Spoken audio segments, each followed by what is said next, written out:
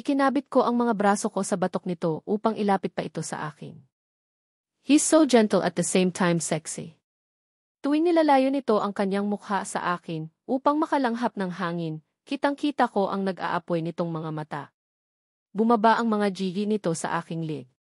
Naramdaman ko pa ang pagsipsip nito sa bandang iyon, marahan ngunit iba ang sensasyong hatid nito sa akin. He started removing the clothes. In just a split of seconds, I saw my clothes already on the floor. Bumalik ito sa aking mga labi at inangkin na naman ang mga iyon. I can't stop myself from moaning, but managed not to shout. Ayokong magising si Brian. TGJ. I called out his name when felt his manhood on his tummy. Hindi pa ito ngunit ramdam ko na ang kanaisan nito. SJ, you're turning me on, Mrs. Ko, he suddenly said between our kisses. Nasa taas ito sa akin, ngunit hindi ko maramdaman ang bigat nito. I smiled with the thought, sa kabila ng mga nararamdaman niya ngayon, he still managed not to hurt me.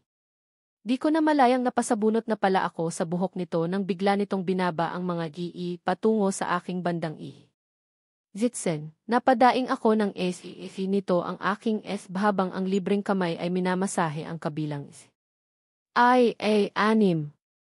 Paminsan-minsan pa itong sumusulyap sa akin habang ginagawa niya ang mga iyon. Mababaliw na ata ako. Hindi na ako lubos makapag-isip ng matino dahil sa mga ginagawa nito.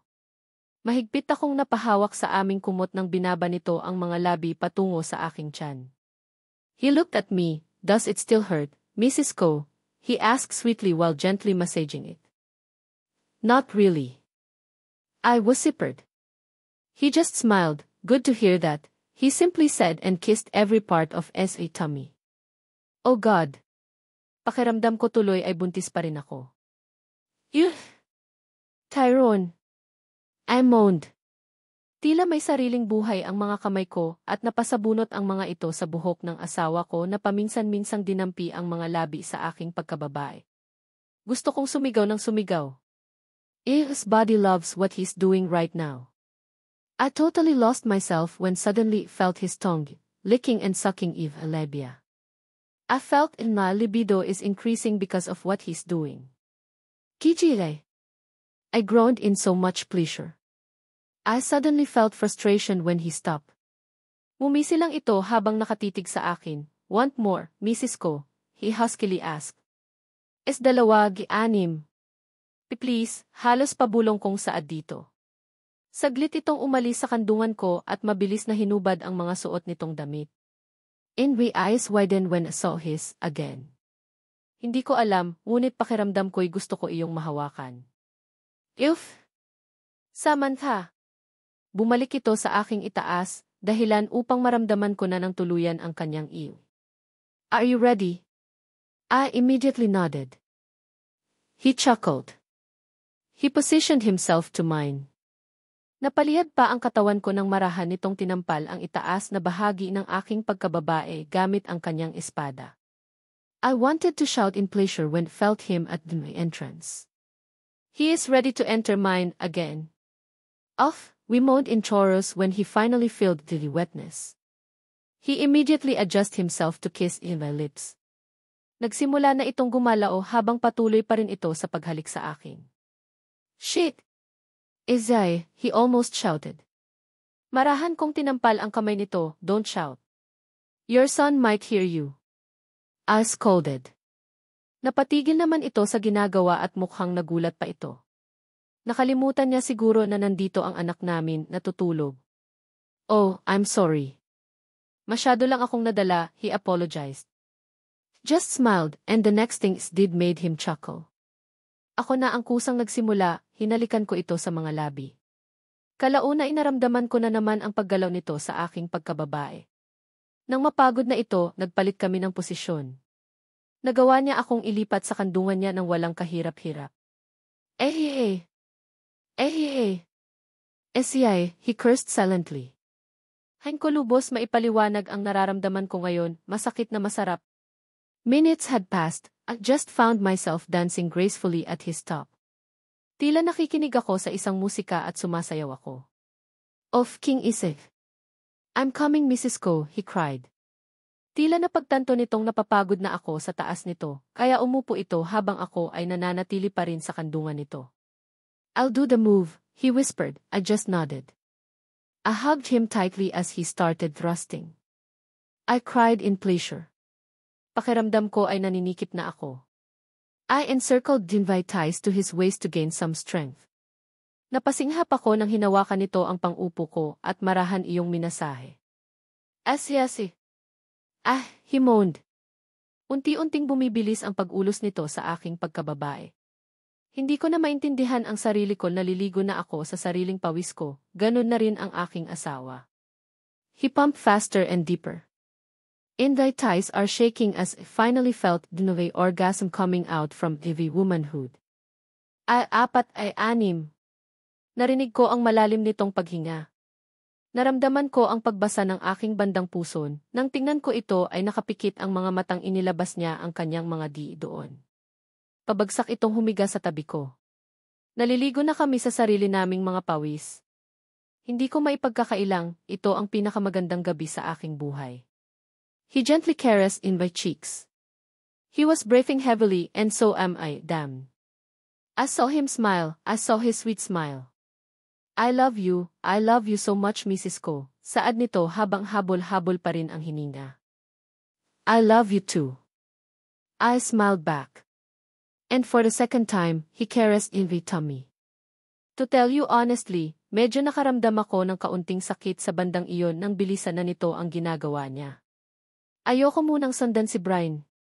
Ayokong mahirapan ka, he whispered. How was it? Nasaktan ba kita? I'm sorry for being too aggressive earlier, he whispered while massaging it. I'm fine. It's fine, nang hihinang sambit ko. Ipinikit ko na ang mga mata ko dahil nakaramdam na ako ng antok, hindi na ako nag-abalang takpan ng kumot ang katawan ko dahil na rin sa pagod. Good night, Tyrone, I love you, mahinang saad ko hanggang sa tuluyan ng bumigat ang mga talukap ng aking mga mata. Ngayaya, tila batang sambit ni Tyrone habang nilaro-laro ang anak namin. Naiiling akong tinitingnan ang mga ito. Natatawa pa ako dahil mukhang ewan itong si Tyrone. Kagagaling lang kasi nitong anak ko sa pag-iyak. Mukhang ayaw niyang umalis ang daddy niya sa trabaho, ayaw yata akong makasama eh. Sige na, Tyrone. Pumasok ka na. Mukhang hindi na yata mainit ang ulo ni Brian, natatawang wika ko at naglakad papalapit sa kanila. Huwag na muna, paniguradong iiyak na naman to mamaya, saad nito na ikinunot ng noo ko. Kasi naman, sinanay mo siya na palagi kang nandyan eh, pabulong kong sambit at tumalikod, kunwari may ginagawa ako. Nakakainis lang kasi, pakiramdam ko ay lumalayo ang loob ng anak ko sa akin. Umiiyak kasi ito sa tuwing wala sa tabi nito si Tyrone. Baby, si mommy o inaaway ako, sumbong nito habang nakanguso at nakatingin sa akin. Inirapan ko na lang ito at padabog na naglakad patungong dining area. Maghahanda ako kakainin namin, nagtimpla rin ako ng kape para kay Tyrone. Mrs. Ko, rinig ko pang pagtawag nito. Hindi ko ito pinansin at nagpatuloy lang sa aking ginagawa. Nagtatampo ako. Pakiramdam ko kasi ay isa lang akong hangin para sa anak ko, kahit anong gawin ko ay hindi niya ako pinapansin. Umiiyak pa ito sa tuwing mawawala sa paningin nito ang ama. Muntikan naman akong mapatalo nang maramdaman ko ang hininga nito malapit sa aking tenga at ang brasong pumulupot sa bewang ko. Ano ba, Tyrone? Lumayo ka nga. Kita mo namang may ginagawa ako, di ba? Kunwari ipagtataray ko dito. Ngunit, imbes na sundin nito ang sinabi ko, mas isiniksik pa niya ang mukha sa aking liig. Ang bango di. Paos nitong sambit dahilan upang mapalunok ako. Ayan na naman siya sa paglalambing niya, naiinis akong sa tuwing ginagawa niya itong paraan upang mapatawad ko siya sa mga kasalanan niya. Kies! Lumayo ka nga muna. Ginamit ko pa ang siko ko upang layo siya sa akin, ngunit bigo ako dahil mas hinigpitan pa nito ang pagkayap sa akin. Galit na naman si mommy eh. Huwag nang magtampo, please. Pabulong nitong wika. Nakikiliti pa ako dahil paminsan-minsang dumidikit ang mga labi niya sa tenga ko. Sinasanay mo kasi iyong anak nating andyan ka palagi sa tabi niya, to the point na hindi niya na ako pinapansin, mahinang untag ko dito. Esan? Bakit mo naman nasabi yan, Mrs. ko? Nagpakawala muna ako ng isang buntong hininga bago ito sagutin. Pakiramdam ko kasi ay wala lang ako sa anak natin, tuwing nilalapitan ko siya parang wala lang sa kanya. Tapos, kapag hindi mo siya hinawakan, bigla siyang umiiyak. I let out deep sigh before continuing. Masakit isipin na nagmumukha lang akong yaya niya na walang ibang dapat gawin, kundi ang bihisan siya, paliguan, ipagtitimpla ng gatas. Ang sakit lang, may halong pagkalungkot sa boses ko.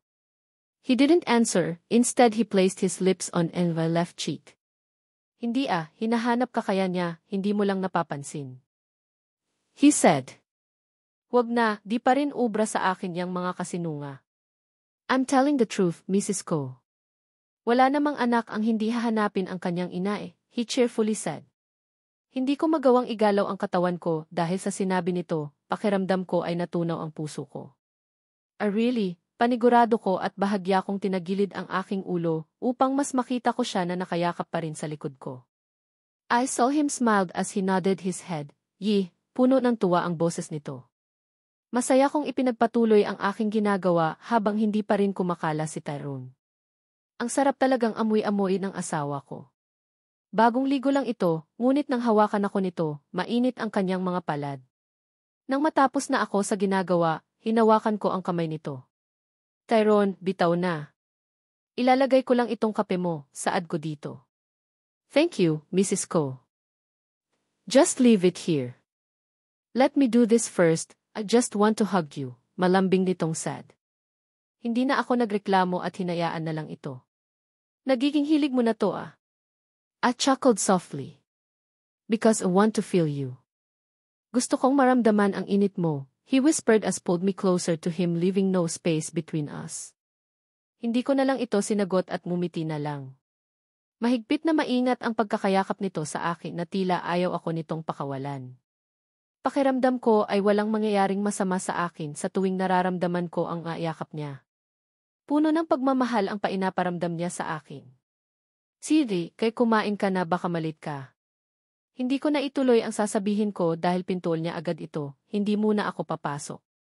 I want to be with you, with my son said nito. Ang sarap sa tainga kapag lumalabas sa bibig nito ang salitang TDV son, I smiled. Said, okay, saad ko na lang at hinawakan ang mga kamay nitong nakapulupot sa aking bewang. Lumipas ng ilang minuto ang pagyayakapan naming iyon hanggang sa may biglang sumagi sa isip ko. Chitay, tawag ko dito. Son, kailan pa natin pabibinyagan ang anak natin? I asked. I almost forgot. So, kailan mo gusto? Napaisip ako, gusto kong mas maaga ang binyag ni Brian. Gusto kong ako ang kumakarga sa kanya habang binibinyagan ito. Gusto kong mas mapaaga, wala sa sariling sambit ko habang iniisip ang mga pangyayari kapag darating na ang araw na iyon. Okay then, sisimulan ko na ang paghahanap ng pwedeng tumulong sa atin. He babbled. I want to help. I volunteered, but then he immediately shook his head. No, ako na ang gagawa ng paraan. You stay here, and when everything is ready, sasabihin ko agad sa'yo. Hindi matanggal sa mukha nito ang saya habang nagsasalita siya. Don't be too selfish, Giller's face crumpled as uttered those words. Ngunit, imbes na sumuko at matakot ito, kinurot lang niya ang pisngi ko na ikinabigla ko. Huwag matigas ang ulo, Mrs. Ko. Alam mo namang kagagaling mo lang sa surgery, ayokong mabinat ka. He paused, he gently brushed the hair and he flashed a smile. At saka, I'm doing this for you. So please, wag nang magalit, he continued. Me too. I'm doing this for you too, kaya sana hindi kayo magalit sa akin. Hindi ko na malayang lumabas pala ang mga iyon sa bibig ko. Napansin ko naman ang bahagyang pagkunot ng noo nito. What are you talking about, Mrs. Ko? He innocently asked. Umiling na lang ako at mumiti, wala, kunwari ay natawa pa ako sa naging reaksyon nito. Mukhang gumana nga naman dahil natawa na rin ito. Isinandal ko ang ulo ko sa matipunong igihi nito at nagpakawala ng malalim na hininga. I can't imagine myself living without them, living without their husband and Eva's son. Iniisip ko pa lang ang plano kong iwan sila, mukhang hindi ko na mapapatawad ang sarili ko. Tyrone, Paano kung isang araw bigla ko na lang kayong iiwan? Magagalit pa kayo sa akin? Magagalit ka ba sa akin? I ask. Mukhang pinagsisihan ko naman ang naging tanong kong iyon dahil naramdaman ko ang pagtigil nito sa likuran ko. Uy, liwan mo ba ako pagbalik nitong tanong? Hindi ko naman magawang umiling, ayokong paasahin siya. Ayokong saktan siya. I'm just asking. What if? Siyempre pipigilan kita, he then laughed softly. Anim ay anim. Paano kung hindi ako makikinig sa'yo? Tanong ko ulit. Alam ko namang hindi mo yan magagawa eh. But what if? Well, tatanungin kita kung bakit, he asked word without any hesitations. Nalungkot ako sa sinabi nito, wala man lang siyang kaalam-alam sa mga nangyayari at mangyayari. Paano kung aalis akong hindi mo alam ang dahilan? Magagalit ka ba sa akin? I heard him chuckled, wait, what is going on here? Bakit nga pala natin to pinag-uusapan? May problema ba, gulong saad nito? I faked a smile, no, I'm just asking. Is there any wrong with that? No, nagulat lang ako, he replied. Isang malungkot na ngiti ang ginawa ko bago tuluyan hinarap ang asawa ko. Oh, those thick eyebrows, his pointed nose. I'm handsome. I already knew it, he said huskily as a seducing smile flashed on his face. I just rolled him the eyes and pinched his nose, I even heard him groan in pain. Tuseth serves him. Napakahangin talaga.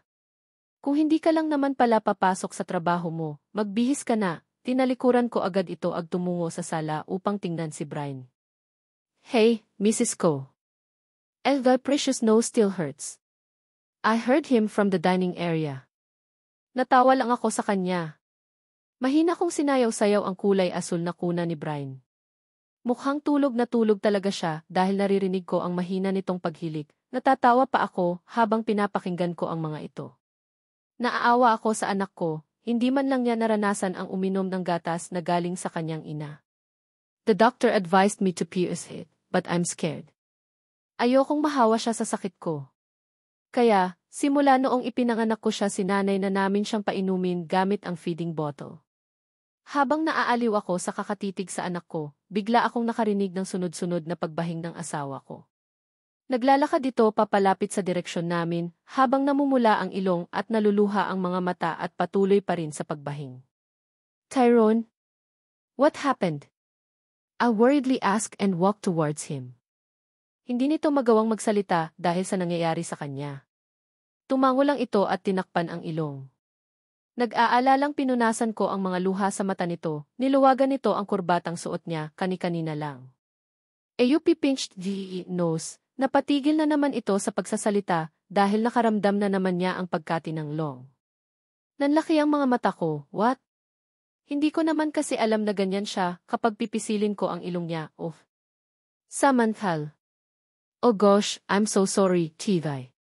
Wala akong narinig na sagot galing dito, tanging sunod-sunod na pagbahing lang. Naramdaman ko rin ang agad nitong pagtalikod at mukhang pinipigilan niya ang sarili. Akmang lalapitan ko na ito nang marinig kong umiyak ang anak namin. Titire, umiiyak si Brian, natataranta kong sambit. Nakita ko naman ang pagtaas ng kanang kamay nito, senyales na ako na muna ang magpapatahan sa kanya. I swallowed hard. Kinakabahan ako, hindi ko alam. Pakiramdam ko ay baka hindi siya tumahan sa akin at mas lalo lang umiyak. Sa halip na kabahan, nilabanan ko ang sarili ko. Lumapit ako sa anak ko at marahan itong kinarga. Hosh, baby, sinikap kong hinaan ang boses ko habang mahina kong niyugyug ang mga braso ko. Ngunit, mas lumakas lang ang pag-iyak nito. Naiiyak na rin ako dahil namumula na ang kanyang mukha na parang nagagalit na siya. Galit ba siya dahil ako ang maihawak sa kanya? Nilingon ko lay Tyrone, hindi katulad kanina ang pagbahing nito, unti-unti na siyang kumalma. Ngunit, parang nanghihina ito habang pinupunasan ang mga mata niya. Tyrone, ayaw niyang tumahan, nag-aalalang saad ko dito. Please, do it for me, sad nito. Baka kung ano pang mangyari sa anak ko eh. Bakit kasi ayaw niya sa akin? Baby Brian. Tatahan na iyan. Baby talked him. Marahan kong hinaplos ang buhok at mukha nito. Napahinga naman ako ng maluwag dahil kahit papaano ay humina ang pag-iyak nito, patuloy pa rin sa pagkapa ang mga kamay nito na tila ay may hinahanap. Anong hanap-hanap baby? Tanong ko pa dito. Maya-maya ay biglang dumapo ang mga kamay ng anak ko sa aking ihi na ikinagulat ko, sakto namang pagsulpot ni Tyrone sa likuran ko.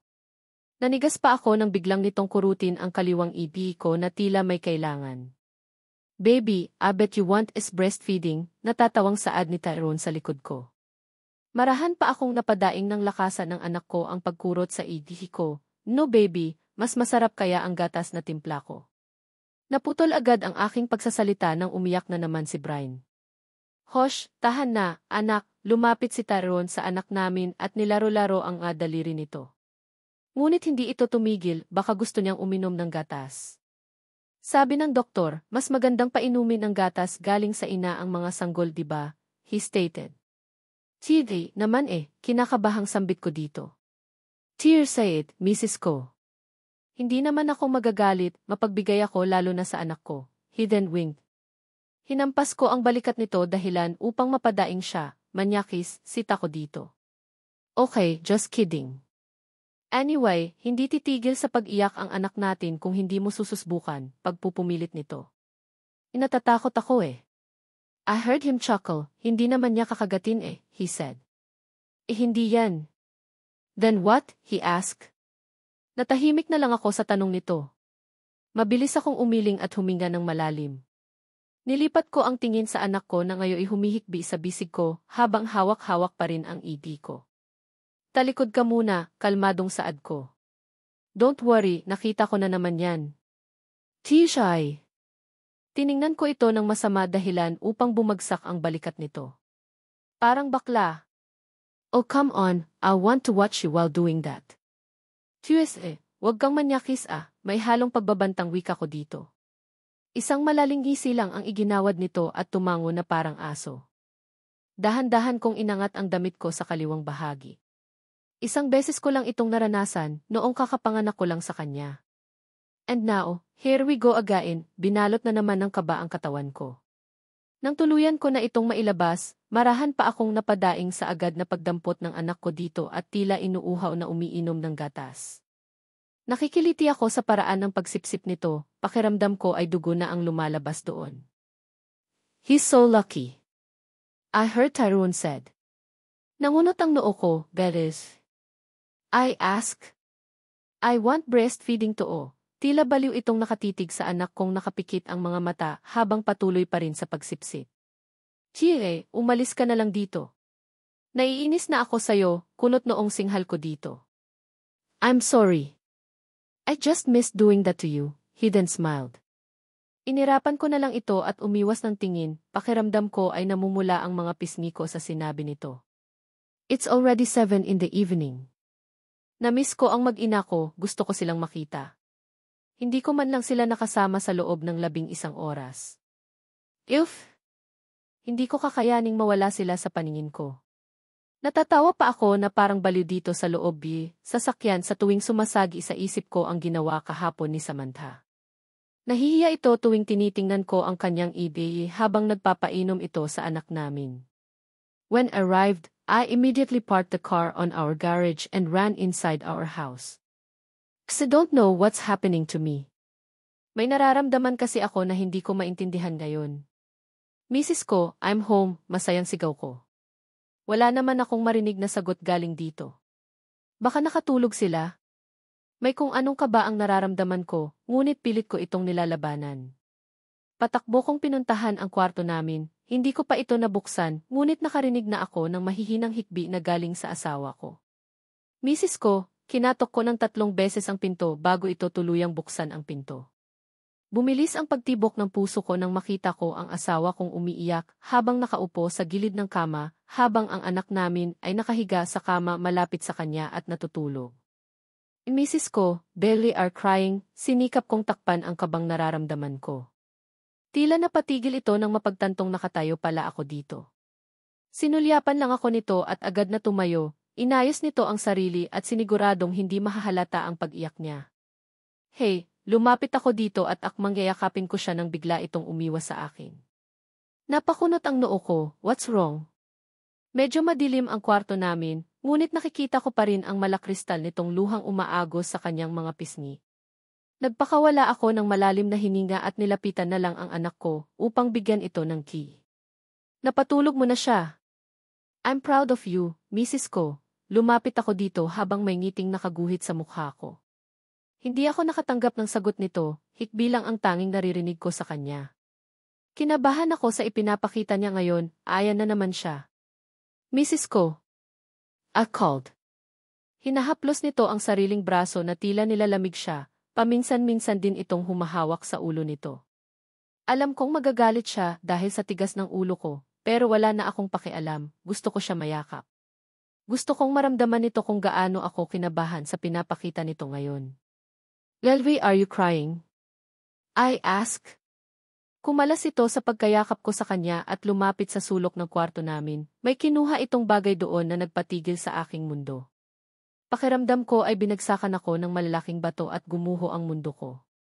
Nakatingin lang ito sa akin, ngunit walang emosyon ang. Ay, 4 ay 6. Mukha nito.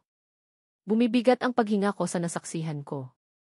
Oh, what's that? Tarantang tanong ko, sinubukan kong lumapit sa kanya, ngunit umaatras lang ito. Wala itong sinabi, naglakad lang ito dala ang maletang iyon. Literal na nanginig ang katawan ko, no. What are you doing? No, mahigpit kong hinawakan ang kamay nito at kinulong siya sa ngabisig ko. Ang kaninang mahihinang hikbi niya, ngayon ay lumalakas na. What's wrong? Aalis ako, patay emosyong sambit nito. And no. Hindi mo kani iiwan. Mrs. Ko, please don't do this, nahihirapan na akong magsalita dahil sa pag-iyak ko. Let go of me, she said that made my heart broke into pieces. No. Mrs. Ko. Please. Please, halos hindi na makahinga si Tyrone dahil sa pag-iyak. Sinulyapan lang ito ni Samantha at agad na nag-iwas ng tingin, ayaw niyang makita sa ganoong sitwasyon ang asawa, ngunit kinakailangan niya iyong gawin. Nakaluhod ngayon si Tyrone habang yakap-yakap ang binti ng asawa na nagpupumilit na lumabas ng bahay. Ano ba Tyrone? Bitiwan mo nga ako, pagalit nitong sigaw.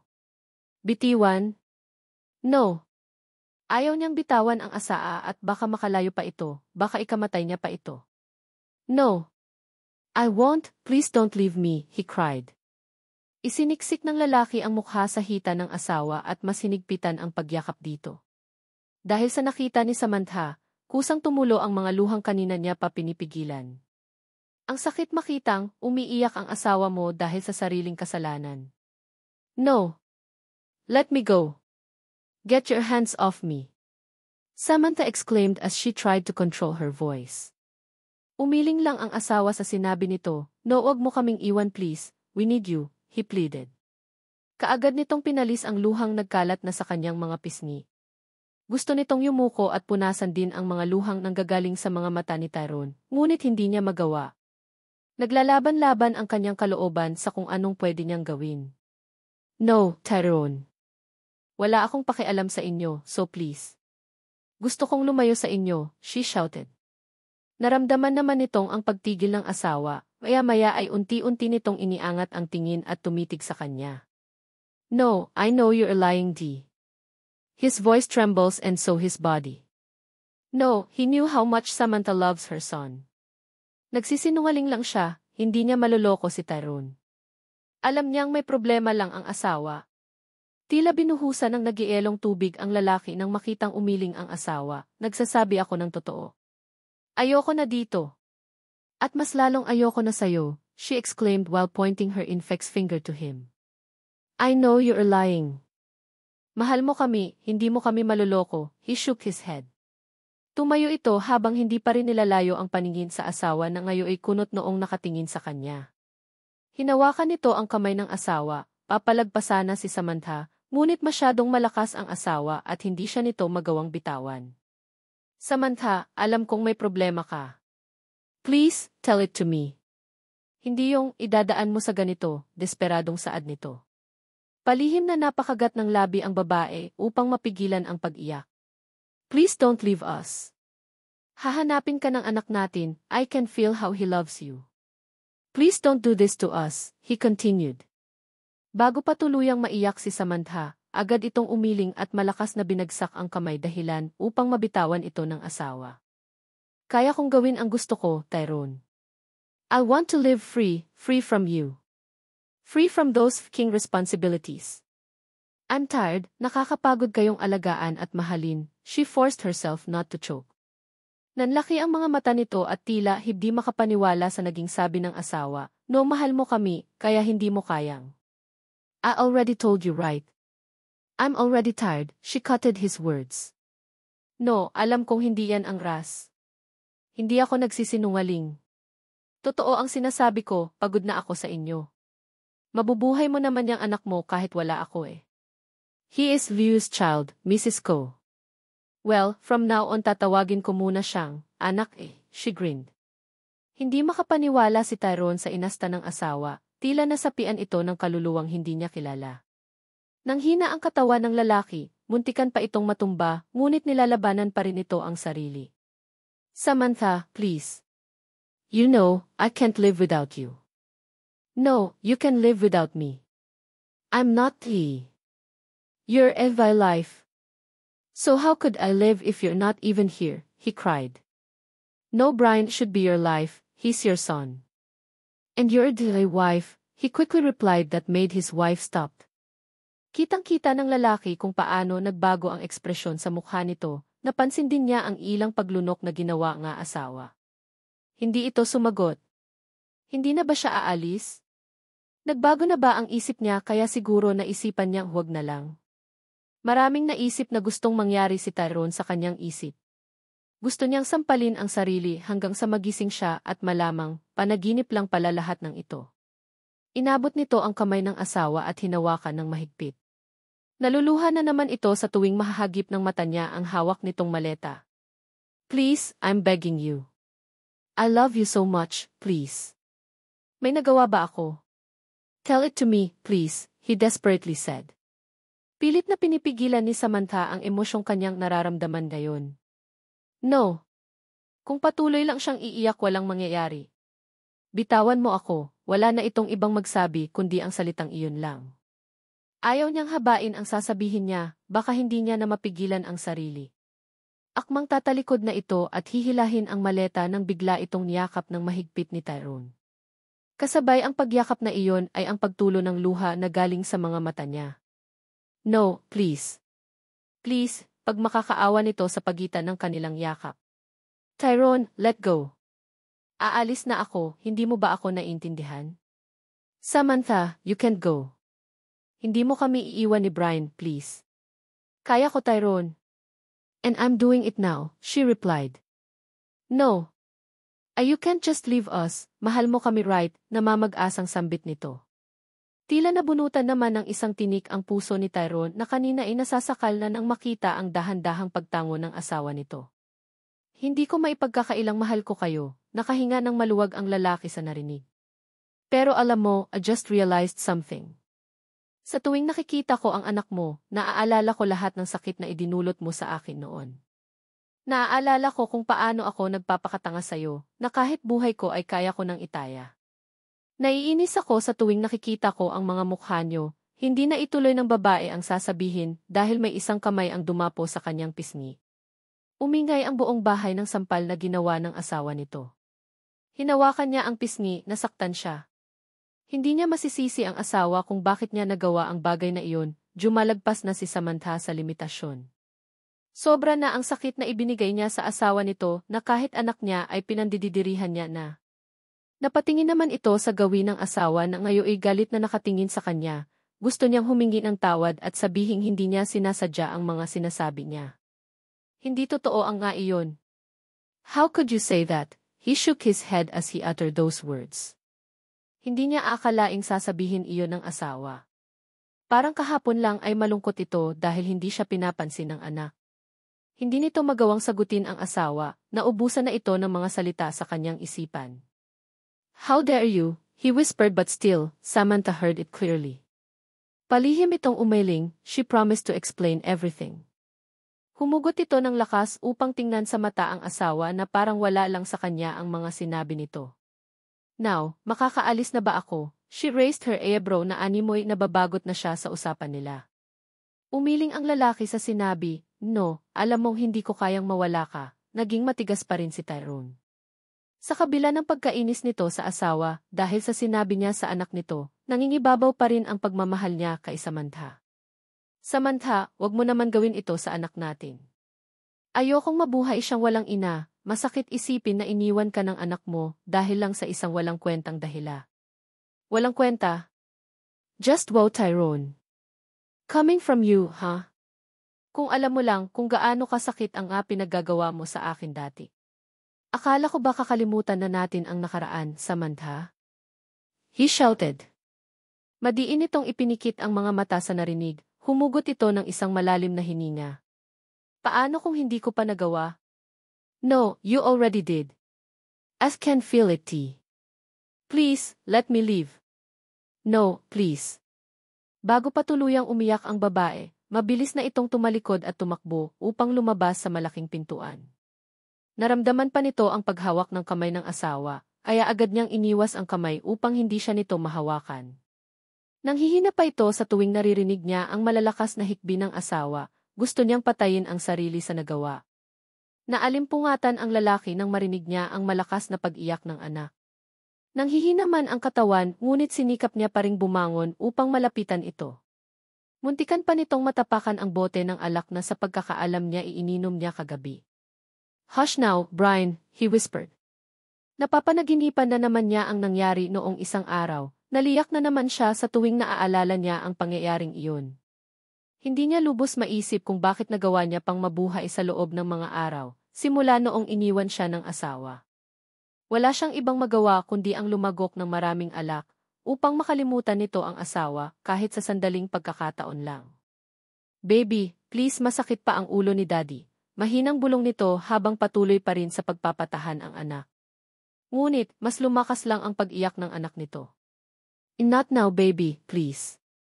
Madiin nitong ipinikit ang mga mata, ayaw niyang mailabas ang galit sa harap ng kanyang anak. Masakit pa ang ulo nito dahil sa dami ng nainom kagabi, kaya ganoon na rin siguro ang mabilis nitong pagkainis nang makitang hindi ito pinapakinggan ng anak. Marahan nitong inibalik ang anak sa kuna nito, matapos iyong ginawa mabilis itong tumungo sa balkon. Inis nitong sinabunutan ang sariling buhok at doon inilabas ang lahat ng hinanakit, sumigaw ito ng pagkalakas-lakas. Gusto niyang mailabas lahat ng hinanakit na nararamdaman niya ngayon. Ngunit, bakit parang kahit kaunti ay hindi nabawasan? Hindi niya alam ang gagawin, gayong wala na ang asawa sa tabi niya. Mababaliw na siya. Samantha, I need you, mahinang bulong nito sa pagitan ng kanyang tahimik na pag-iyak. Napabuntong hininga na lang ito at agad na pinalis ang mga luha sa mukha. Bumalik ito sa kwarto, pagpasok pa lang niya ay nakatuon na agad ang atensyon nito sa anak na ngayoy tahimik na. Tulog na ito nang maabutan niya. Laking pasasalamat ni Tyrone dahil napakamasunurin ng anak, alam niyang damay na ang anak nito sa ginawa ni Samantha, ngunit bakit hindi siya magawang magalit sa kanya? Dumiretso ito sa kusina at kumuha ng 2 bote ng inumin. Nagmamadali nitong binuksan ang isang bote at walang paatubiling ininom ang alak doon. Wala siyang pakialam kung anong mangyayari sa kanya ngayon, wala siyang pakialam kung mamatay man siya ngayon. Ano bang silbi ng buhay niya? Wala na ang asawa nito. Para na rin siyang kinunan ng karapatang mabuhay sa mundong ito. Nakatitig lang ito sa malayo habang sunod-sunod na ininom ang alak. Naiinis siya dahil, kahit maliit na epekto ay wala pa itong maramdaman. Buhay na buhay pa rin ang kalooban nito, samantalang malapit nang maubos ang unang bote na hawak niya. Ngunit, ang mas kinaiinisan niya ay ang pabigla-biglang paglitaw ng mukha ng asawa sa isip niya. Malakas nitong ibinato ang bote sa kung saan at inis na hinilot ang sentido ng kanyang ulo. Singhal pa nito. Kailan pa ba siya babalik? Inabot nito ang kasunod na bote ng alak, sana naman ay lalasingin na siya nito. Dahil kung hindi, babasagin niya na talaga ito gamit ang ulo niya. Akmang sasalinan na nito ang baso ng alak nang makarinig ito ng pagtunog ng kampanilya na galing sa labas ng bahay niya. Isang masamang tingin lang ang ipinukol nito sa harap na tila lumalampas ang paningin nito sa labas ng bahay. Kilala naman kasi nito kung sino ang nasa labas ng bahay niya, paniguradong pagsasabihan na naman siya nito at sisigawan dahil sa kabaliwang ginagawa niya katulad noong mga nakaraang araw.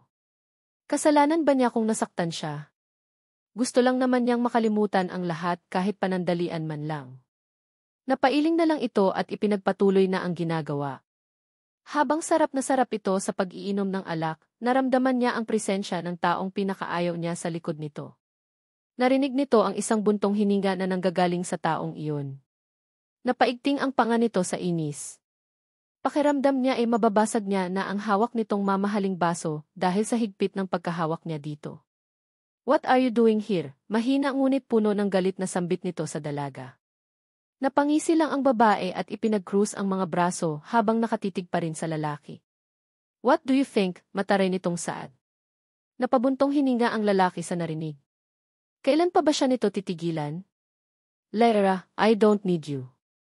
"Umalis ka na," madiin nitong sambit habang nakatuon pa rin ang paningin sa basong hawak niya. "Sa tingin mo, pababayaan kitang ganyan? Kaya ko ang sarili ko." "Kaya? Nagpapatawa ka ba? Noong unang beses na pinuntahan kita rito, pinabayaan mo lang ang anak mo. Hindi mo man lang pinapainom ng gatas, hindi mo inaalagaan," sigaw nito na nagpatigil sa kanya. "Ganyan ba ang epekto kapag iniwan ka ng asawa mong malandi?" Napahinto ito sa pagsasalita nang mabilis na tumayo si Tyrone at kaagad na sinipa ang upuan dahilan upang mapapitlag ang dalaga. Napaatras naman ito nang makitang naglalakad ang binata papalapit sa kanya. Hindi siya natatakot sa mukha nito, natatakot siya sa paraan ng pagtitig nito, mapapansing umiinom talaga ito dahil namumula ang mukha pati mga mata niya. "Don't you fucking dare call her like that. You don't know Samantha." Nangingitim ang mga bagang nitong at halatang sobrang galit dahil sa salitang itinapon ng dalaga sa kanya. Hindi kaagad nakasagot ito at nanatiling nakatingin sa binata. Inaamin niya, nakakatakot ang Tyrone na kaharap niya ngayon, ibang-iba sa kaibigan niyang Tyrone na nakasanayan niya. Si Lyra ay isang matalik na kaibigan ni Tyrone simula pagkabata, kagagaling lang ito sa ibang bansa upang ipagpatuloy ang pag-aaral, ngunit ganito na kaagad ang bumungad sa kanya. Madiing ipinikit ng lalaki ang mga mata at tumalikod kaagad sa dalaga. Lumapit ito sa malaking mesa at malakas iyong sinuntok. "Ano bang nangyayari sa iyo, Tyrone? Hindi ka naman ganyan hindi makapaniwalang saad ng dalagita sa lalaki. "Umalis ka na lang, Lyra please," mahina ngunit madiin itong wika. Nagpakawala ng isang malalim na hininga si Lyra bago magsalita. "Tyrone, bumalik lang ako dito para ibigay ang mga ito. Kumain ka na, nangangayat ka na alak lang ang ginawa mong almusal bakas ang pag-aalala sa boses ng dalaga. Lumapit ito sa kaibigan at inilagay ang mga dalang pamili sa mesa. "Wala kang pakialam," pabalang nitong saad. "Pinapainom mo na ba ng gatas ang anak mo?" Lyra asked. Isang iling lang ang isinagot nito sa dalaga. "Anong klaseng ama ka ba?" she accused. Hindi na ito nakarinig ng sagot galing sa lalaki. Totoo naman kasi ang sinabi nito, wala siyang kwentang ama. Narinig nito ang mahihinang hakbang ng dalaga na naglalakad sa kanyang likuran at parang may ginagawa. "Hinayaan mo pa rin ba siyang gutumin kahapon?" Ngayon ay naging kalmado na ang kanyang boses. Hindi sumagot si Tyrone. Nagsisisi siya sa pinanggagawa niya, nakalimutan niyang gawin iyon dahil mas inuna nito ang paglinom. Hindi pumunta ng bahay kahapon ang kaibigan nito kaya nagpunta ito sa bar upang uminom. Nakarinig na naman ito ng mga kuskos na nanggagaling sa likod. Base sa narinig niya, mukhang nagtitimpla ng gatas ang kaibigan. Malaki ang pasasalamat nito sa kaibigan dahil kahit ipinagtutulakan na siya nito palayo, tinutulungan pa rin siya nito. Maya-maya ay narinig niya na naman ang mga hakbang nito papalayo sa kanya. Tiningnan niya ito habang naglalakad sa harap niya patungo sa hagdan upang puntahan ang anak ni Tyrone. Nagmukha tuloy siyang totoong ina ng anak ng lalaki habang si Tyrone ay parang bisita lang na nakatingin sa kanya na abala sa pagtimpla ng gatas. Tumungo ito at nagpakawala ng mabigat na hininga. Kinuha na naman ito ang bote ng alak at sinalinan ang baso at kaagad na nilagok iyon. Pagkatapos ay pabagsak na nilagay ang baso sa mesa. Habang iginala nito ang paningin sa bote ng alak, bigla namang napukol ang atensyon nito sa mga supot na kanina idala ni Lyra. Nilapitan nito ang unang supot na kulay asul, binuksan niya ito. Nagmangha pa ito nang makita ang mga damit na nakalagay doon. Damit iyon para sa mga sanggol at mukhang para iyon sa anak niya. Hindi nito namalayan ang pagngiti niya habang hawak-hawak ang isang pares ng maliit na medyas na nakuha niya galing sa supot. Kulay puti iyon at bagay na bagay iyon sa mga sanggol na katulad ng anak niya. May mga maliliit na damit din doon na iba't iba ang disensyo na bagay din sa nga lalaking sanggol. May mga maliliit na laruan din doon na mukhang namahalin dahil sa disenyo nito. Nagustuhan mo ba? Muntikan nang matapon ng lalaki ang hawak na mga laruan nang marinig niya ang boses ng kaibigan sa likuran. Agad niyang ibinalik ang mga iyon sa supot at nilingon si Lyra. Bumungad naman sa kanya ang nakangiting mukha ng dalaga. Binili ko yan para kay Baby Brian, natutuwang sambit nito habang turo-turo ang supot sa likod nito. Natawa ang lalaki sa narinig, Brian, not Brian, he chuckled as he scratched his right eyebrow. Napangiwi si Lyra sa sinabi nito, sorry, tila napahi ang saad nito. Nga pala, tapos ko nang painumin ng gatas ang anak mo. Mukhang gutom na gutom talaga siya, naubos niya kasi agad mahinang saad nito. Hindi may pagkailang na-miss niya ang kaibigan niyang ito. Parang noon lang ay sabay silang umuuwi galing sa paaralan noong elementarya pa lang sila, pagkatapos pagtatawanan niya ang kaibigan dahil sa sobrang hinhin nitong magsalita. Salamat, Diffie. No, it's nothing. Mabuti na lang at naisipan kong pumunta. 4, 5. Rito, sa loob ng 3 araw na binisita ko siya rito napapalapit na rin kasi ang loob ko dyan sa anak mo. Ang bait niya kasi, nakangiting sambit nito. Pang-4 na araw na ngayon ni Lyra dito sa bahay ni Tyrone. Kahapon lang ito hindi bumisita dahil abala ito sa trabaho niya. Mumiti lang si Tyrone dito at nahihiyang tumungo. Bukas, hindi nga pala ako makakapunta rito kasi may nakaschedule na meeting sa akin. Ngayon sana yon, pasalamat ka na miss ko siya kaya nilipat ko. Basta wag mo namang kalimutan yung anak mo. Wag mo siyang idamay sa problema niyo Tyrone, ako na yung naaawa sa kanya marahan nitong saad. Tumango lang ito at mukhang nalunok niya ang sariling dila dahil hindi niya magawang magsalita. Katulad na nakasanayan ko, I left him there. I went to our bedroom and waited until he finally left the unit. Ngunit, habang nakaupo ako sa paanan ng kama namin kung saan nakahiga ang mga anak ko ngayon at hinihintay ang pag-alis ng lalaking iyon dito. Hindi ko na malayang nakatulog na pala ako. Kinabukasan, maaga akong nagising. I woke up at 3 oras dehi. Hindi ko na nagawang magpaalam pa sa mga anak ko at isa-isa na lamang silang hinalikan sa noo. Nag-iwan ako ng tiglisang sticky notes sa bawat gilid nila at nang mabasa kaagad nila ito pagkagising nila. Pinaglutuan ko na rin ng mga ulam at pinagtimplahan ng gatas ang mga anak ko. I also left note there telling him what foods aren't allowed to be eaten. Pinagbabawalan ko silang kumain ng mga chichirya at baka magkaligoy sila. It's exactly 4 oras 50 minuto de when decided to left the unit. I wore the jacket before getting the bag. Nagtungo na ako sa pintuan at kaagad iyong binuksan. Pero sa gulat ko, bumungad sa akin ang lalaking iyon at mukhang kararating lang. He's still wearing his long-sleeve polo shirt. Well, gisa that looks, mukhang sakot silang siya natulog. Napansin ko ang pagbaba ng mga mata nito sa akin suot at maya-maya ay bumalik ulit sa aking mukha. Mas lalo lamang lumapad ang ngiti nito sa mga labi, ang ganda naman ng asawa ko, pabulong nito wika. Nanigas ako sa kinatatayuan ko.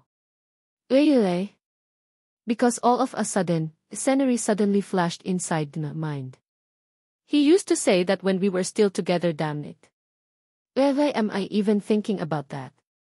Hindi po pwedeng hayaan kong masira ang araw na ito dahil lang sa sinabi niyang iyon. He was just simply complimenting me. There's no need for me to be mad. I will just forget the last words he used to call me. Inirapan ko ito, aalis na ako. I left note in the kitchen, basahin mo yon at sundin mo. I reminded and finally walked out. Gamit ang kotse ko, nagmaneho ako patungo sa stasyon. 5 oras 5 minuto Jeff nang makarating ako roon. Dumiretso ako sa opisina upang ilagay roon ang mga gamit at gawin ang mga kinakailangan kong gawin. Good morning. I greeted everyone as soon as I entered the room. They greeted back. Oh, Ari, andito ka na pala. Halika na at nang makapagsimula na tayo, the producer said. Sorry, late ba ako? Oh, no, don't worry. Everyone chuckled. The briefing started. The producer gave us some instructions about how the show will run. Mabilis lang naman iyon at pagkatapos ay naghanda na kami. The newscast started at exactly 8 oras. Nang matapos ay bumalik na ako sa newsroom and continued the pending works left. I called and interviewed the resources that could surely help me in working for the story. Katulad ng nakagawian ko. Sumasali ako kapag nag-uusap-usap ang mga katrabaho ko, nakikipagtawanan. Tapos maya-maya ay balik na naman sa ginagawa, tatawagan ang mga numerong naisulat ko upang makipagpanayam tungkol sa isyong gagamitin. 8 oras ang nagdaan. At ngayon ay uwian ko na. Pagkatapos kong maghanda ng aking sarili ay nagpaalam na ako sa mga kasamahan ko roon at umalis na. Sinubukan kong tawagan si nanay upang sana ay tanungin kung nakauwi na ba ang kambal, ngunit nakapatay ang cellphone nito. I even tried to call Maris and Rafael, pero sabi nila ay nasa trabaho pa raw sila at mamaya pang hapon makakauwi. Si kuya naman ay ganoon din, wala raw siya sa bahay. 3 years ago, napagdesisyonan ni Ate Ellen, asawa ni kuya na magtrabaho abroad. Kaya naiwan sila ng anak niyang si Dodoy doon, kaya minsan din ay dinadala niya na lamang ang bata sa bahay para naman matuwa. I sighed. Ayaw ko naman siyang tawagan. I already blocked his number kaya mas lalong hindi ko na siya matatawagan. Dumaan muna ako saglit sa drive-thru ng Jollibee at bumili ng Coke Float, sayang at bibili pa naman sana ako ng fried chicken para sa mga anak ko. Pero paniguradong nakaalis na sila kanina pa. Pinarada ko na ang kotse ko sa paradahan ng sasakyan pagkatapos ay bumaba na ako at naglakad na papasok. Habang naglalakad ako sa mahabang pasilyo, patungo sa kondo unit ko, ay doon ko na lamang naalalang iniwan ko pala ang susi ko sa loob dahil sa pagmamadali ko. Napatampal ako ng sariling noo at mas binilisan na lamang ang paglalakad. Sosum! Sana talaga ay walang nakapasok na magnanakaw. Marami pa naman akong iniwang mga importanteng gamit doon. Pagkarating ko ay hinawakan ko kaagad ang seradura upang sana ay buksan ito. Pero laking gulat ko nang makitang bahagyan pala itong nakaawang. Tinulak ko pa ang pinto at kinakabahang pumasok. Pero imbes na ibang tao ang maabutan ko, namilog ang mga mata ko nang makita ang mga anak kong magkatabing nakaupo sa sopa habang nanonood ng telebisyon. Nahuli rin ng mga mata ko ang lalaking iyon na inaayos ang kanyang kakasuot lang na t-shirt habang nakaharap din sa telebisyon. Akala ko ba nakaalis na sila? They were just staying here for hours. I cleared my throat and purposely kicked the door to steal their attention. Good thing, didn't fail. Nakita kong lumingon sa akin ang lalaking iyon. Tila ba'y hindi niya inaasahan ang pagdating ko dahil sa panlalaki ng mga mata niya. Ilang saglit pa ay kaagad itong kumilos at hinarap ang mga anak ko na ngayon ay abala sa panonood ng television. Mukhang sinabi nito sa kanila ang pagdating ko dahil biglang nagsikilos ang dalawa at liningon ang direksyon ko. Kumislap ang mga mukha ng mga anak ko nang makita akong nakatayo sa may pintuan. Mommy! Nagmamadaling bumaba sila galing sa sopa at tumakbo papalapit sa akin. Pagkarating nila ay sabay nilang niyakap ang hita ko dahilan ng muntikan kong pagkatumba. We missed you, Mommy, Tivay son said. Natawa ako sa pinapakita ng mga anak ko. They seemed more energetic than the usual. Teka, ang sasaya niyo ata, mga anak. Did something happen? I chuckled. Kumalas naman silang dalawa sa pagkakayaka sa akin, kaya umupo ako upang pantayan sila. Doon ko lang napansing bihis na pala sila. Hindi ako pamilyar sa mga damit na sinuot nila, kaya paniguradong binilhan na naman ito ng ama nila.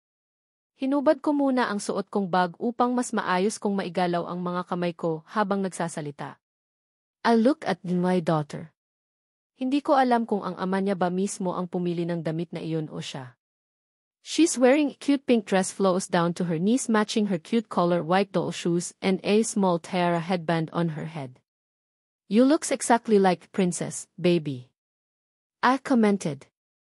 She just smiled after reading these hand movements. Thank you, Mommy. Daddy bought this for me, Diva baby replied. I held her cheeks and gently caressed it before shifting my gaze to my son. He is wearing a white tatlo paghahati apat-sleeved shirt and matched it with cute cargo shorts, making Son's handsomeness more appealing. Baby, you look like a model. Did you choose that outfit yourself? I asked as I held Son's left shoulder. He smiled. No, Mommy. Daddy did, Son answered cheerfully. Paniguradong mamahalin na naman itong mga damit na ito.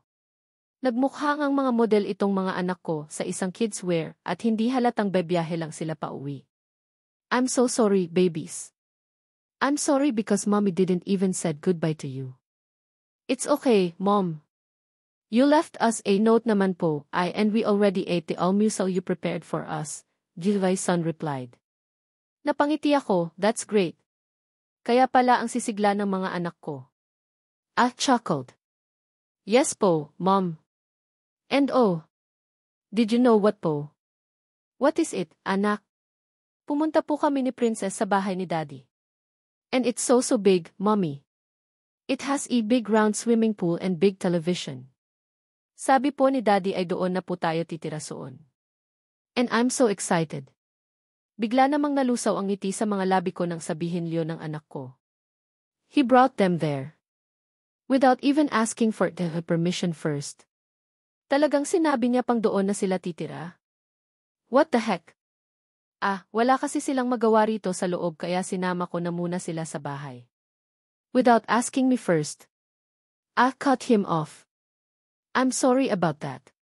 Tatawagan na sana kita para sana ipaalam sa'yo, pero hindi kita matawagan. Kaya tinext na lang kita, he explained. Napaisip ako sa sinabi nito. I blocked his number. He can't call me. Kaya siguro hindi rin ako nakatanggap ng sinabi nitong text message. Hindi ko na lamang ito sinagot at kinuha na ang bag ko pagkatapos ay tumayo na. Mga anak, upin and ipin na o. Balik na kayo roon. I announced. Sinunod naman nila ang sinabi ko at bumalik na nga sa sopa kung saan sila nakaupo kanina. Hindi ko muna sila hinatid pa uwi at napagdesisyonan kong hintayin ka muna namin dito. Alam ko kasing hindi sila kaagad nagising nang umalis ka kanina, kaya mas maganda kung makapagpaalam sila ng maayos sa'yo. I heard him said. Hindi ko ito tinapunan ng tingin at mas hinigpitan lang ang pagkakahawak ko sa strap nitong hawak kong bag. Should I thank him for doing that? Pero bakit parang may nagpupumigil sa akin? It's just a simple thank you. Yet, can't still say it maybe because he doesn't deserve it. Okay. Mabuti at naisip mo pa yan, sagot ko na lamang. Kasalukuyan akong nakaupo dito sa stool habang tinutungga ang alak na kakabigay na bote ng bartender na panibagong bote ng alak. Sobrang ingay dito sa loob, maraming taong nagsasayawan at enjoy. Nawawala na ako sa sarili ko at kahit oras ay hindi ko na mabasa sa aking relo. Nagsimula nang umiikot paningin ko. Kanina pa ako rito at wala na akong pakialam sa paligid ko. Naalala ko na naman ang pangyayaring naging dahilan ng pagpunta ko rito. Matapos ang pagsagot kong iyon kay Larry, hindi ako nagdalawang isip na puntahan ang address na sinabi nito. Makikita ko na siya. Makikita ko na ulit siya. Lumundag ang puso ko sa sayang nararamdaman. Sobrang nangulila ako sa kanya na kahit sa hating gabi ay kaya ko siyang puntahan sa bagong bahay nila. Sabi pa ng private investigator ko ay lumipat sila ng bahay upang magtago. Hindi ko naman alam kung bakit sila nagtatago dahil ba sa akin. Alas 12:40 na nang makasakay ako sa kotse ko at pinaharurot ito sa nasabing lugar ni Larry. Malaki ang ngiting nakaguhit sa mukha ko ngayon. Wala akong nararamdamang antok o pagod, hindi ko alam. Pakiramdam ko ay nabuhay ang buo kong pagkatao sa nasaksihan ko ngayon. Bilang na lang ang mga sasakyang nakakasalamuha ko ngayon sa daan at sobrang dilim ng daan. Buti na nga lang at malakas ang ilaw ng kotse ko. Medyo nalito pa ako bago ko pa marating ang lugar, maraming pasikot-sikot ang daan. Buti na lang talaga at kumpleto ang mga detalyeng ipinadala niya sa akin. Ngayon ay nandito na ako sa harap ng bahay na sinasabing tinutuluyan ng mahal ko. Gumuhit ang malaking ngiti sa mga labi ko. Madilim na ang buong bahay at mahahalatang tulog na ang mga tao dito. Nagdadalawang isip akong pindutin ang kampanilya. Ayokong magalit siya sa akin, kaya siguro ay maghihintay na lang ako hanggang sa magbukang liwayway na. Umupo ako sa gilid ng gate at doon isinandal ang ulo ko. Malamig rito, nakalimutan ko pang magdala ng jacket o kahit sweater man lang. Nakatukod ang isang siko ko sa aking tuhod habang ang isang kamay ko naman ay nasa semento lang. Ipinikit ko saglit ang mga mata ko upang umidlip. Gusto kong maging masigla sa harap niya. Marami pa naman akong gustong itanong dito. Gusto kong bumalik na siya sa akin at magsasama ulit kami sa lisang bubong kasama ang anak namin. Hindi ko na malayang lumalim na pala ang aking pagtulog. Tuluyan nang bumigay ang aking katawan at nahiga na ako sa sementong kanina ay inuupuan ko pa. Niyakap ko ang aking sarili upang kahit papaano ay mahimasmasan ang antok na aking nararamdaman. Tonyo! Gising ka na, maglilinis pa tayo ng bakuran, isang sigaw ang nagpagising ng aking diwa. Napabalikwas pa ako nang makitang maliwanag na ang paligid. Nang tingnan ko ang relo nito, 6:00 na pala ng umaga. Masyadong napasarap ang tulog ko, sana naman ay walang nakakitang tao. Tuluyan na akong tumayo. Kinapa ko ang damit na suot upang maalis ang mga duming nanggagaling sa sementong hinihigaan ko kagabi. Pagkatapos ay tiningnan ko ang malaking gate na nasa gilid ko. Napangiti ako. Kaagad kong inayos ang aking sarili at pinunasan ang aking mukha. Without hesitations, I pressed the doorbell with a smile on his face. I'm just excited to see her again. Teka lang, maya-maya ay nakarinig ako ng mga hakbang na papalapit dito. Mukhang isa ito sa mga kasambahay nila. Nang mabuksan na nito ang gate na patitig ang babae sa akin. Hindi ko alam kung bakit wala akong kaalam-alam. Ngumiti na lang ako, magandang umaga ho, puno ng galang na sambit ko. Kalaunay unti-unting kumurba ang mga labi nito, uwe. Pogi, magandang umaga din, anong sadya mo dito at sobrang aga pa, tanong nito. Andito po ba sa Samantha? Tanong ko dito. Andito siya. Bakit? Sagot nito dahilan upang mas lumaki ang ngiti ko. Pwede ko po ba siyang makausap? I just want to talk to her, it's important, sagot ko dito. Oh. Naku, pwede naman. Halika at pumasok ka muna, tama at mag-aagahan na sila. Natutuwang saad ng kasambahay habang nauunang naglalakad sa akin. Nakasunod lang ako sa kanya, hindi niya alam na ayaw akong makita ni Samantha. Mabuti na rin iyon. Pinapasok ako nito sa kanilang bahay, pinaupo ako nito sa isang mahabang couch at kaagad na umalis.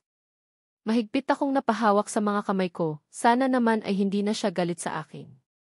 Gusto kong malaman kung bakit siya galit sa akin. Gusto kong malaman kung bakit pabigla-bigla na lang itong umalis ng bahay namin nang hindi kami nag-uusap. I want to know everything. I'll fix this. Ayokong tuluyan na niya akong iwan, kami ng anak ko. Naku Maam, may bisita ho kayong pogi. Si Maam Samantha raw ho ang hinahanap at mukhang importante naman, kaya pinatuloy ko na lang, rinig kong saad ng kasambahay na naghatid sa akin dito kanina. What? Sino daw? Naku, hindi ko ho alam Maam mabuti po kung puntahan niyo na lang po siya. Tatawagin ko lang po muna si Maam Samantha sa kwarto niya. Just make sure hindi mo siya gugulatin, Yaya Esther. Kausapin mo lang siya ng mahinhinan. Sige ho, Maam. Matapos ang narinig kong pag-uusapan nilang iyon, nakarinig ako ng mga hakbang na papunta rito. Iniangat ko kaagad ang sarili ko upang tumayo. Alam kong si tita iyon, kilala ko ang boses niya, kahit na sandaling panahon lang kami nagkakilala. Napansin ko pa ang bahagya nitong pagtigil nang makita ako. Tyrone, tanging pagbuka lang ng bibig nito ang nakita ko, ngunit alam kong pangalan ko ang sinasambit niya. Good morning po, tita. Hindi ako sinagot nito, naglakad lang ito papalapit sa akin, habang puno ng pagtataka ang mukha. Hijo, how did you know? Pasensya na po sa nagawa ko, desperado na po talaga akong makita ulit ang asawa ko, tita. I missed her already, tatanungin ko pa po siya kung bakit siya umalis. Wala akong alam, wala po akong maalalang nagawa kong kasalanan. Tyrone, she cutted the words. Tita, please, I want to talk to her, please, naiyak kong sambit. Alam kong matatapakan ang AA ko nito, pero kung ito lang ang tanging paraan upang maibalik si Samantha sa akin, heck. Gagawin ko, kakayanin ko. Oh God, please stand up, Hijo, pilit ako nitong inangat, ngunit hindi ako nagpatinag. Please, tita. I cried. Mom. Napatigil ako sa aking ginagawa nang bigla kong marinig ang boses na iyon. Ang mahal ko. Mabilis kong nilipat ang paningin ko at sinundan ang pinanggalingan ng boses na iyon. And there, I saw her. And my love. Mrs. Ko. I whispered as I stared at her beautiful face. Nakatitig lang ito sa aming dalawa ni tita, baka sa mukha nito ang kaguluhan. Tila hindi niya inaasahan na makita ako ngayon. Lumipat ang tingin nito sa akin. Nasaktan ako sa paraan ng pagtitig niya sa akin, walang emosyon. Hindi ba niya ako namimiss? Bakit ka nandito? Nanginginig ang boses nito habang sinasabi niya ang mga iyon. Hindi ko ito sinagot, mabilis akong tumayo at patakbong nilapitan ito. Nang makalapit na ako sa kanya, hindi ako nagdadalawang isip na yakapin siya. Damn! I missed her so much. Mrs. Ko. I cried. Mas hinigpitan ko ang pagkayakap ko dito, wala akong pake kung hindi niya ako ginantihan ng yakap, ang gusto ko lang maramdaman ko siya. Get off me, mahina ngunit madiin nitong sambit. No, I won't. Hindi ko nakakayaning mawala ka sa akin.